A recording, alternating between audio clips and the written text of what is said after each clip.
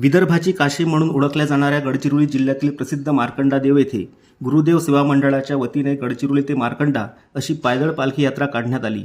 पालखीचे पूजन गुरुदेव सेवा मंडळाचे अध्यक्ष डॉक्टर शिवनाथ कुंभार यांच्या हस्ते करण्यात आले।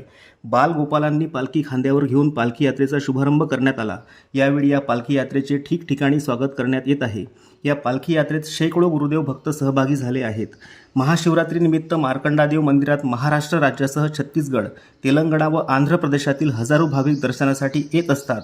खासदार अशोक नेते, विरोधी पक्षनेते नामदार विजय वडेट्टीवार, राज्याचे अन्न व औषध प्रशासन मंत्री नामदार धर्मराव बाबा आत्राम, आमदार डॉक्टर होडी यांच्यासह अनेक मान्यवरांनी आज विधिवत पूजा करून मार्कंडा देव यात्रेचा शुभारंभ केला।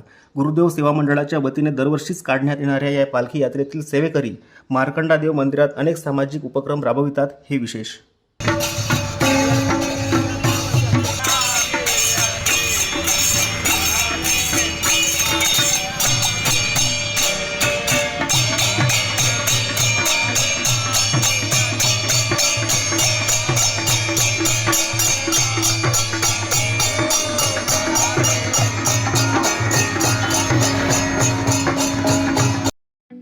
ठळक घडामोडींसाठी देशोन्नती न्यूज चॅनलला सबस्क्राइब करा आणि बेल आयकॉन प्रेस करा। मुंबई, पुणे, नागपूर, मराठवाडा असो का विदर्भ, राजकीय, सामाजिक, शैक्षणिक क्षेत्र असो का क्रीडा, सर्वच घडामोडीचे विश्लेषण पाहायला विसरू नका।